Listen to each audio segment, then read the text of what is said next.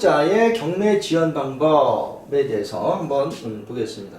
우리는 이제 매수인인데 매수인 입장에서 공부를 했는데 이거는 이번에는 이제 소유자, 돈을 빌린 채무자 한번 입장에서 한번 보는 건데요. 나도 살다 보면은 어디서 돈을 빌리고 이렇게 하다 보고 뭐 사업이 안 되면 돈을 못 갚을 수도 있는 거고요. 그러다 보면 내 집에 대해서 경매가 나올 수도 있는 거죠. 마찬가지입니다. 그런데 이게 경매가 나왔는데 조금만 어느 정도 기간이 좀 주어진다면 내가 좀 돈을 준비해서 이거를 갖고 취하할 수 있을 것 같아. 그런데 이 채권자가 봐주질 않네. 이런 경우에 좀 연장하는 방법은 없을까? 이런 것이 이제 필요할 수 있겠죠? 네, 필요할 수 있을 거예요. 그럴 때 우리가 연장하는 방법, 지연하는 방법에 대해서 한번 알아보겠습니다. 자, 내가 돈을 빌리고 갚지 못해서 채권자가 제 집에 대해서 경매를 붙였습니다. 그랬을 때 얘가 좀 기다려달라니까 안 기다려줘. 그래서 나는 좀 연기하고 싶은데 어떻게 했냐? 그럴 경우에 이제 방법은 자, 쭉 보다시피 첫 번째 채권자의 연기 신청. 여기서 채권자는 경매 신청 채권자를 말합니다. 경매 신청한 채권자. 경매 신청한 채권자가 이 경매를 연기 신청을 하게 되면 연기는 해줘요. 그러면 연기를 해줄 때 채권자가 그냥 연기해 주겠어요? 단돈 얼마 이자라도 좀 갚으면 사정을 해봐야 되겠죠? 자, 아니면 그냥 해줄 수도 있겠지만 아무래도 이자라도 얼마 갖고 와라. 좀 이렇게 얘기할 거예요. 그런 식으로 해서 채권자한테 동의를 받아서 연기 신청을 이렇게 되면 연기가 됩니다. 보통 한 2달 정도 연기가 돼요. 뭐 한 1개월에서 2개월 되고 또 연기가 필요하다면 채권자가 또 연기하면 또 연기는 해줘요. 그럴 때 이렇게 연기 신청을 하게 되고요. 그리고 두 번째, 송달을 안 받는다. 이건 뭐냐? 자, 우리가 아까 경매 절차에서 경매 신청을 하고 개시결정이 떨어지면 법원에서 개시결정문을 채무자한테 송달해 준다 그랬어요.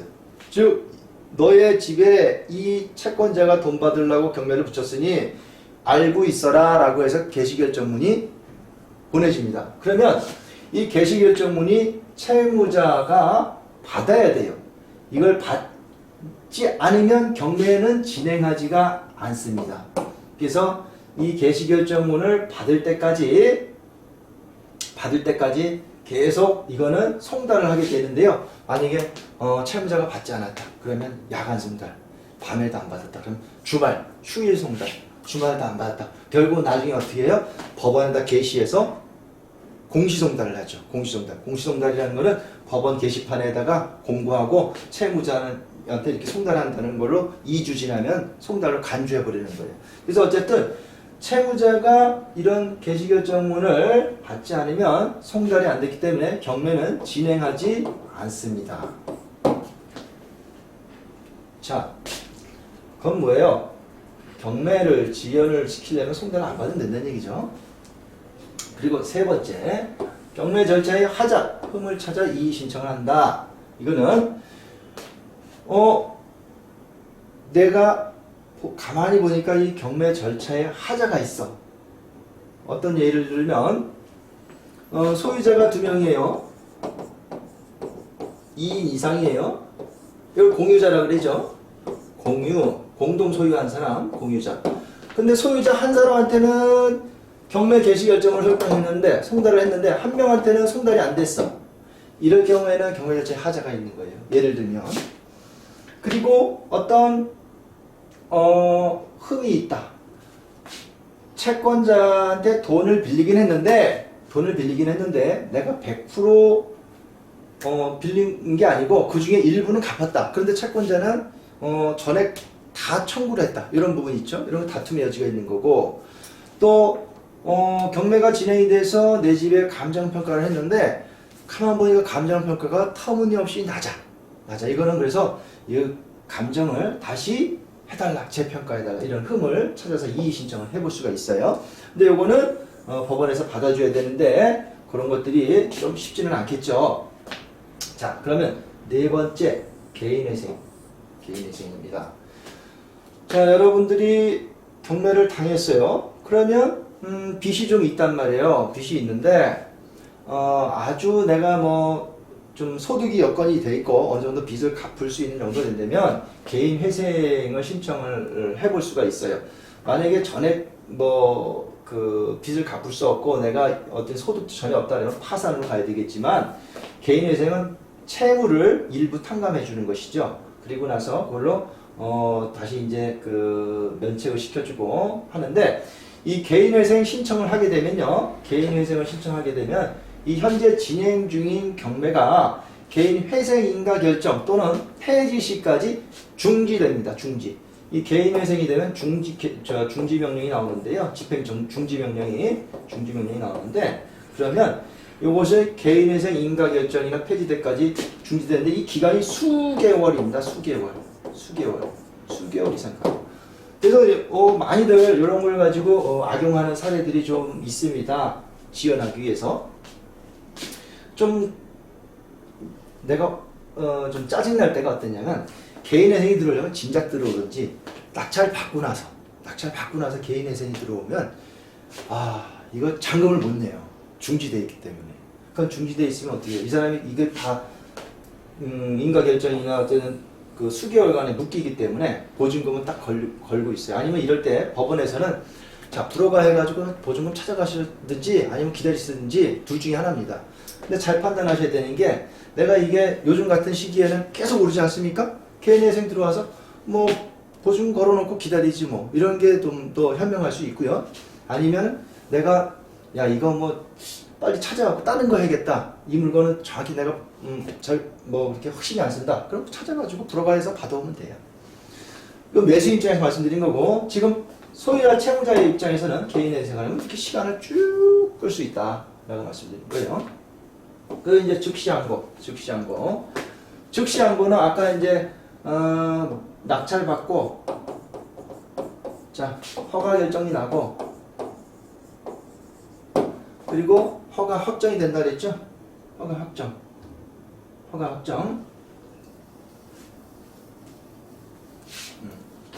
허가 확정이 된다 그랬어요? 내가 허가 확정. 이때가 이제 허가 결정이 이제 7일 걸리고 이때가 이제 7일 걸리죠. 7일. 자, 그럼 요 기간이 허가 결정 나고 요 기간을 뭐라 했어요? 즉시 항고 기간이라고 했어요. 즉시 항고. 자, 낙찰 받고 나서 요 허가 확정 사이 요 기간에 즉시 항고를 하는 겁니다. 누가? 채무자 소유자가 즉시 항고. 즉시 항고 사유. 자, 내가 이 소유자인데 나 이 경매 진행되는 거 몰랐다. 이 개시결정을 통지를 받지 못했다. 그러면서 항고장을 넣습니다. 항고를 때 채무자 소유자가 할 때는 보증금 10%를 걸어요. 돈이 어디 있어요? 보증금 걸지 않고 그냥 항고장을 넣어요. 그냥. 그러면 어떻게 해요? 법원에서 이거 뭐야? 통과를 했는데 일단 나중에 이건 재판 가서 판단을 해보고 근데 뭐 보증금도 공탁을 10% 걸어야 되는데 안 왔네? 그럼 어떻게 해요? 일단 보정하라. 이거 보증금 공탁하라고 보정명령이 옵니다. 보정명령. 보정. 그럼 이 보정명령을 따보면 여기서 채무자가 안 받아 이 결정은. 그럼 또 다시 이제 보정을 오라고 할 수 있죠. 안 받고 계속 기다려. 그럼 결국은 쭉 이렇게 하다가 안 받으면 기각돼 버려가지고 요거 즉시 항고가 없었던 걸로 돼버리고 다시 허가 결정이 확정이 돼서 잔금 납부 기간이 됩니다. 요 기간이 보통 한 달 정도 시간을 정도 끌린다 라고 할 때 요런 방법으로 좀 해요. 자, 이게 좀 부끄러운 일인데 요런 걸 가지고 일단 법률사무소에서 좀 이런 것들 가지고 좀 채무자들 시간 끌어주고 돈을 좀 받는 그런 경우들도 좀 있는 것 같아요. 자, 어쨌든 소유자의 경매지연방법 즉시항고고 이렇게 하는데 또 근래 또 법원에서는 이렇게 즉시항고가 남발되니까 일부러 아예 애초에 기각하고 빨리 잡기도 합니다. 법원마다 좀 차이는 있어요. 그리고 6번째 고가낙찰이다. 이건 뭔 말이냐? 고가낙찰이다. 고가낙찰 싹 치우고 고가낙찰. 예를 들면, 자, 내 집이 감정가가 5억이에요. 그리고 내가 빌린 돈이 채무가 3억이야. 3억이야. 야, 내가 3억 빌린 거 인정하는데 딱 2달만 기다려줘라. 내가 어떻게든지 갈게. 내가 지금 현재 수중에 딱 5천만 원 있어. 5천만 원. 어? 그 2억 5천 있는데 2억 5천이 좀 있다가 내가 이제 사업해서 들어올 돈이거든. 그거 좀 기다려줘. 그랬더니 안 된대. 경매 진행하겠대. 그 경매 진행해요. 근데 야, 이거 억울해. 이 집이 어떤 집인데 내가 꼭 저기 대대로 물려받은 집인데 이 집을 경매로 당하면 안 돼. 이걸 지키고 싶어. 이럴 때 방법. 자, 보세요. 이 사람이 채무자가 5억이잖아요. 감정가. 그러면 입찰기일이 잡혔어요. 매각기일이. 그러면 여기 보증금 얼마예요? 보증금. 여기에 보증금 10%. 5천만 원이죠. 자, 5천만 원. 보증금 5천만 원 걸고 입찰을 하는 거예요. 입찰을 해. 누가? 채무자가. 채무자는 입찰을 하면 안 된다 그랬죠. 채무자는 그 돈 있으면 빚을 갚아야지. 근데 채무자는 직접 못하니까 누구예요? 채무자의 지인, 가족을 통해서 이름을 다른 사람 명의로 해서 입찰을 합니다. 그럼 입찰을 들어가요. 입찰을. 보증금 5천에서. 입찰 얼마 써? 입찰가. 최저가가 5억이니까 5억 이상으로 써야 돼요. 5억 이상으로 입찰 써야 돼요. 5억 이상으로. 그럼 얼마를 쓴다? 50억. 50억 이상 쓴 사람 있을까? 없죠. 50억 다 뭐 써봐야 뭐 5억, 6억 뭐 이 정도 되겠지. 근데 50억. 최고가 낙찰 됐어요. 그러면 최고가로 낙찰이 됐어요. 최고가로. 뭐 몇 명들. 그러면 이 사람이 자, 경매 진행 절차 어떻게 했어요? 낙찰 받고 일주일 허가 결정, 일주일 허가 확정, 또 잔금 납부 통지 한 달 후에 총 45일 정도 기간 줘. 그리고 기간 내에 잔금을 못 내. 잔금을 내야 못 내요. 안 내죠? 못 내는 게 아니고. 못 내기도 하고 안 내죠. 예. 그러면 잔금을 못 내. 그럼 어떻게 해요? 재매각이 나오죠. 재매각. 또 재매각 나오는데 한 달 정도 이상 걸리죠. 그러면 최소 두세 달 시간은 벌죠. 그러면 이 5천만 원 어떻게 하냐? 그러면 이 채무자, 이 소유자 5천만 원 날리는 거 아니냐? 날리는 게 아니고요. 자, 보세요. 감정가 5억에서 채무가 3억이에요. 근데 예를 들어서 이 사람이 보증금 5천을 걸었는데 나중에 누군가 낙찰이 뭐 그 사이에 돈을 갚고 취하하면 되는 건데 누군가 낙찰이 됐다 이거야. 이거 5억 이상 낙찰이 된다고 봤을 때 5억에 낙찰이 됐으면 누군가 제3자가 5억이 낙찰됐어요. 그럼 5억이 낙찰됐으면 채무금 있죠. 3억 빼고 2억 남죠. 2억 남죠. 그리고 아까 이 보증금 5천만 원, 요거는 이제 법원에 몰수되죠? 법원에 몰수돼요. 그럼 보증금 플러스 5천 하면 얼마예요? 5천 플러스 하면 총 2억 5천. 2억 5천이 남죠? 2억 5천이 남아요. 이거 누구한테 줘요? 이거 소유자한테 들어가는 거예요. 소유자 돈이에요. 소유자 돈. 결국은 내 돈 내고 내가 갖고 오는 격이죠. 자, 그래서 이런 방법. 여러분들 이제 가끔 보시면 경매장에서 야, 5억짜리를 50억 썼다. 야, 이거는 이 사람이 실수해서 0으로 붙인 거다. 이런 경우가 아니면 이런 경우예요. 그죠? 네. 자, 이렇게 보시면 채무자의 경매 지원 방법에 대해서 알아보았습니다.